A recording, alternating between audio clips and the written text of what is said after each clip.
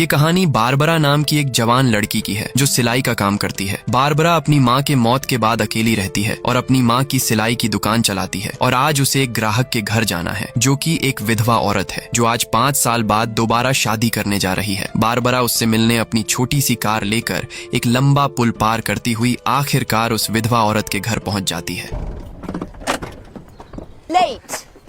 उस औरत का नाम है ग्रेस जो आज शादी कर रही है। ग्रेस ने बारबरा को अपनी शादी की ड्रेस पर बटन लगाने का काम सौंपा है, जिसके बाद बारबरा तुरंत अपना काम करने लग जाती है और ग्रेस लगातार बड़बड़ा रही होती है और बारबरा को देर से आने के लिए बुरा भला सुनाने लगती है और कहती है कि तुम्हारी माँ एकदम सही टाइम पर काम किया करती थी लेकिन तुम एकदम लापरवाह हो। और आगे ग्रेस के लगातार हिलने डुलने की वजह से बटन लगभग वेंटिलेशन छेद में गिर जाता है और जब बारबरा उसे उठाने की कोशिश कर रही होती है तो ग्रेस फिर से उस पर चिल्लाना शुरू करती है। अब क्योंकि बारबरा के पास एक्स्ट्रा बटन नहीं था इसलिए ग्रेस उसे जितनी जल्दी हो सके दूसरा बटन ले आने के लिए कहती है।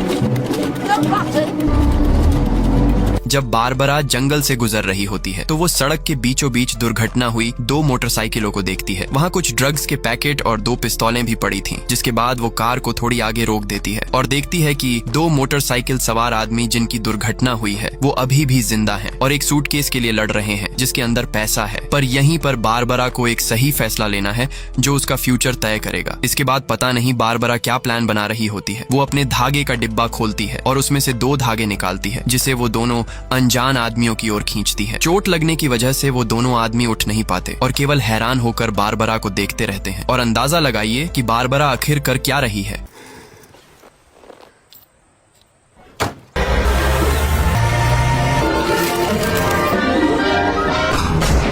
हाँ, बारबरा दोनों आदमियों के पिस्तौलों को धागे से बांधकर एक दूसरे को गोली मरवा देती है, जिसके बाद वो वापस आकर उस सूटकेस को ले लेती है, जिससे हमें यही पता चलता है कि बारबरा एक हाई आईक्यू वाली जीनियस लड़की है, क्योंकि एक साधारण लड़की के लिए इस तरह का सटीक प्लान बनाना लगभग नामुमकिन है। इसके बाद जैसे ही बारबरा थोड़ी दूर जाती है तभी उसे याद आता है कि धागा अभी भी बंधा हुआ है और एक सुई टूटकर धागे से अलग हो गई है। बारबरा तुरंत अपनी सुई लेने के लिए वापस आती है, क्योंकि अगर वो ऐसा नहीं करती है तो वो पुलिस को उस तक पहुंचाने वाला सबूत बन सकता है। वो जब वहां पहुंचती है तो सुई मिल जाती है जो हेलमेट पहने हुए आदमी के हाथ में फंसी हुई थी, लेकिन जल्दबाजी में बारबरा फिर से अपनी सुई खो देती है।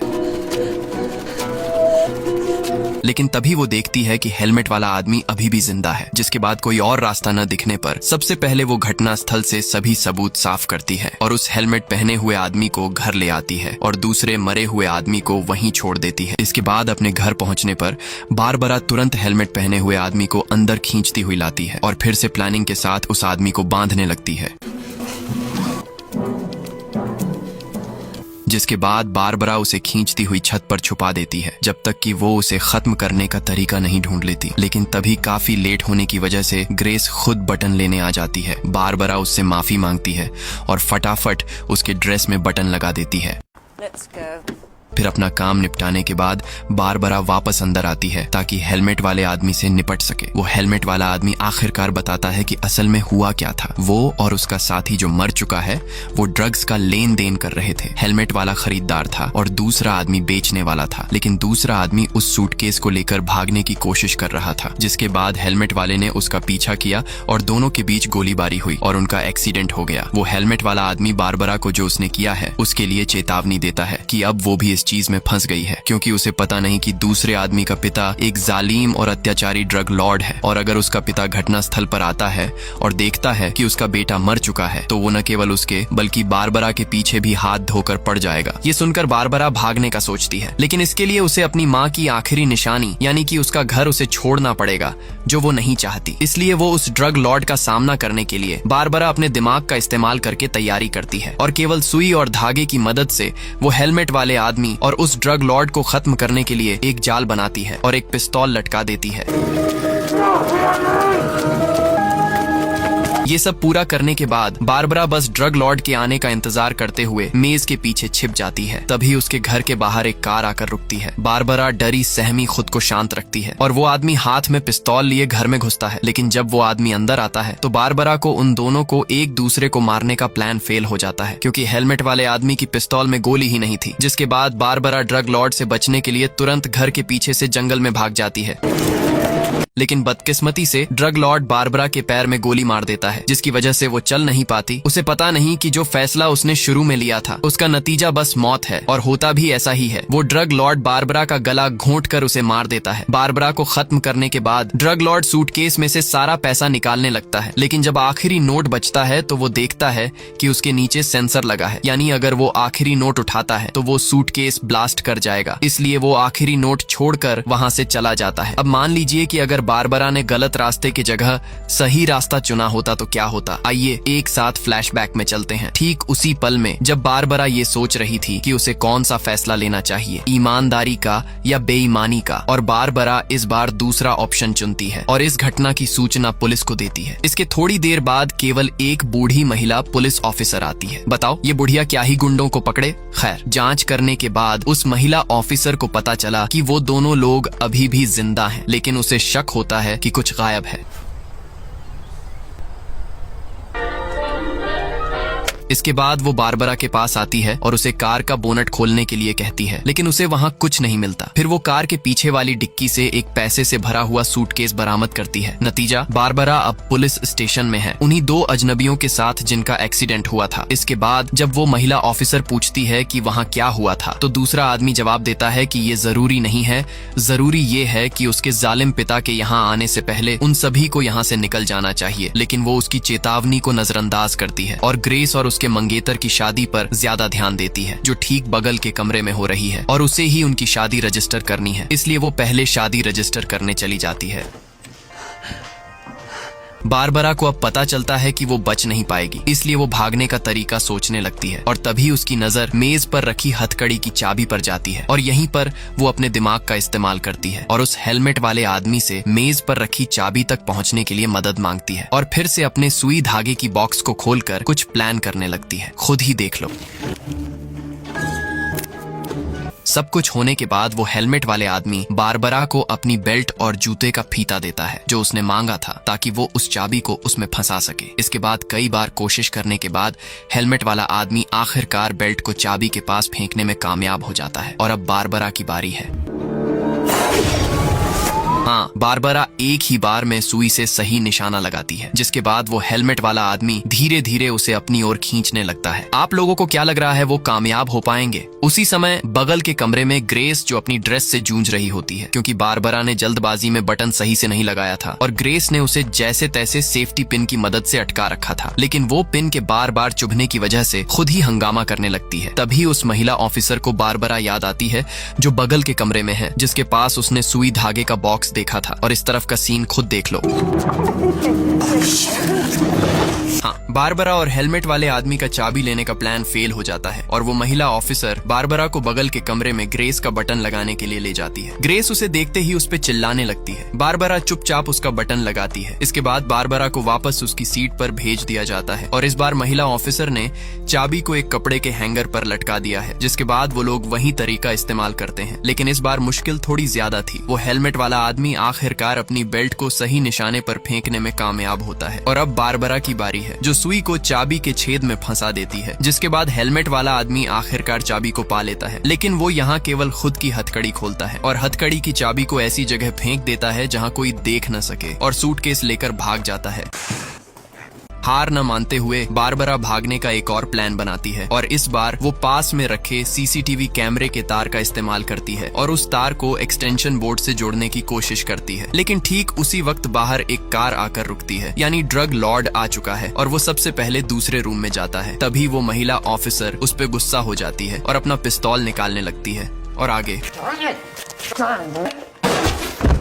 हाँ, वो ड्रग लॉर्ड उसे मार देता है, जिसके बाद वो सीधे बगल के कमरे में जाता है और अपने बेटे को हथकड़ी में बंधा हुआ पाता है। और जब ड्रग लॉर्ड बारबरा को मारने वाला ही होता है, अचानक वो महिला ऑफिसर आ जाती है, जो कि अभी भी जिंदा थी। वो बारबरा को इशारा करती है और जल्दी से सीसीटीवी के तार को प्लग में डालती है, जिसके बाद बारबरा ड्रग लॉर्ड को बिजली का झटका देती है। लेकिन ड्रग लॉर्ड के पिस्तौल से गोली चल जाती है, और इस बार ईमानदारी का रास्ता चुनने के बावजूद भी बारबरा की मौत हो जाती है। अब जरा मान लीजिए कि बारबरा ने एक और रास्ता चुना, और इस बार उसने उसने चुना कि वो दूसरों के मामलों में दखल नहीं देगी और चुपचाप वहाँ से चली जाएगी। जिसके बाद वो बटन लेने घर पहुँचती है, लेकिन तभी उसे एक ख्याल आता है कि वो सिलाई का काम करके कितना ही पैसे कमा लेगी। जिसके बाद बारबरा एक आखिरी फैसला लेती है कि वो पैसे से भरा सूटकेस लेकर दोनों अजनबियों को खत्म कर देगी ताकि कोई गवाह ही न रहे। लेकिन बदकिस्मती से बारबरा खुद ही गवाह बन जाती है, क्योंकि ड्रग लॉर्ड पहले पहुंचकर उस हेलमेट वाले आदमी को मार देता है, जिसे देखकर बारबरा तुरंत वहां से भागने लगती है। थोड़ी देर बाद बारबरा एक रेस्टोरेंट में आ जाती है, लेकिन तभी वो देखती है कि बाप और बेटे उसी रेस्टोरेंट में आ टपकते हैं। बारबरा को लगता है कि वो तुरंत मारी जाएगी। वो ड्रग लॉर्ड भी उसके पास आकर बैठ जाता है और बारबरा के पास सुई धागे का बॉक्स देखकर अपने बेटे का घाव को सिलने में मदद करने के लिए कहता है। जिसके बाद बारबरा उसे लेकर रेस्टोरेंट के बाथरूम में आ जाती है और जब बारबरा उसका घाव सील रही होती है तो वो लड़का बारबरा को अपने बाप के बारे में बताता है, जो दूसरों के लिए ही जालिम नहीं है बल्कि अपने बेटे के लिए भी उतना ही जालिम है। और उसके इसी रवैये की वजह से आसपास के लोग उससे नफरत करते हैं और वो खुद अपने बाप से गहरी नफरत करता है। बारबरा को उसकी बात सुनकर उस पर दया आती है, जिसके बाद वो उसे एक लाल धागा पकड़ने के लिए कहती है, क्योंकि उसके पास एक प्लान है जो उस लड़के को अपने बाप के चंगुल से आजाद करवा सकता है।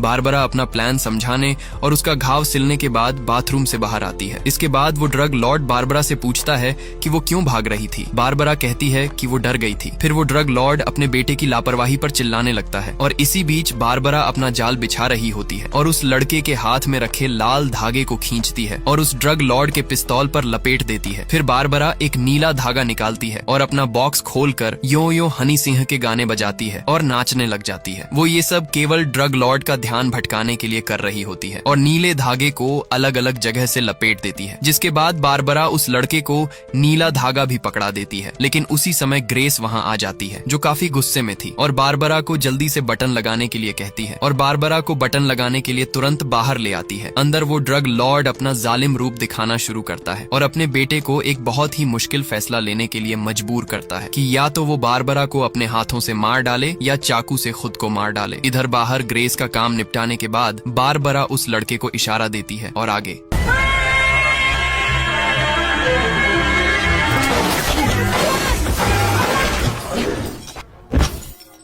हाँ, बारबरा का बनाया प्लान काम कर जाता है और वो ड्रग लॉर्ड अपने ही बेटे के हाथों मारा जाता है। और यहीं पर हम बारबरा का भी असली रूप देखते हैं, जो बहुत लालची और मतलबी है और सूटकेस को अपने साथ लेकर भाग जाती है और उस लड़के को रेस्टोरेंट में अकेला छोड़ देती है। वो लड़का तुरंत उसका पीछा करने की पूरी कोशिश करता है, लेकिन अब क्योंकि उसके पैरों में चोट लगी थी इसलिए वो लड़खड़ा जाता है। इसके बाद बारबरा अपने घर पहुंचती है और जब वो सूटकेस से एक एक करके सारे नोट निकाल रही होती है, अचानक हाँ, जैसा कि हम सभी जानते हैं सूटकेस में सेंसर लगा था जो ब्लास्ट कर जाता है। और दिलचस्प बात यह है कि वो लड़का सूटकेस के लिए उसका पीछा नहीं कर रहा था, बल्कि बारबरा को उसमें लगे बम के बारे में चेतावनी देना चाहता था और इसी तरह बारबरा का चुना गया। तीसरा ऑप्शन भी फेल हो जाता है और इस बार भी उसकी मौत हो जाती है। अब आइए समझते हैं कि सही फैसला क्या था। इसके लिए हमें फिर से पीछे जाना होगा, लेकिन इस बार दुर्घटना वाले जगह पर नहीं, बल्कि उस समय में जब बारबरा ने बटन को वेंटिलेशन छेद में गिरा दिया था। लेकिन इस बार वो बटन को वेंटिलेशन छेद में गिरने से बचा लेती है, मतलब कि वो अब बटन लेने घर नहीं जाएगी और ना ही कभी हेलमेट वाले आदमी और उस लड़के से मिलेगी। बारबरा अपना काम खत्म करती है और घर के लिए लौट रही होती है, लेकिन थोड़ी देर बाद एक चौराहे पर बारबरा को ड्रग लॉर्ड रोकता है, जो केवल उससे रास्ता पूछना चाहता है। बारबरा उसे रास्ता बताती है, जिसके बाद ड्रग लॉर्ड उसे इनाम के तौर पर 3 नोटों के बंडल दे देता है और इस बार बारबरा जिंदा बच जाती है और उसे कुछ पैसे भी मिल जाते हैं। और यहीं पर आज की हमारी कहानी खत्म होती है, जो हमें सिखाती है कि हमारा एक छोटा सा फैसला भी हमारी जिंदगी में बड़ा बदलाव कर देती है। तो चलो मिलते हैं एक और कहानी के साथ। Bye bye.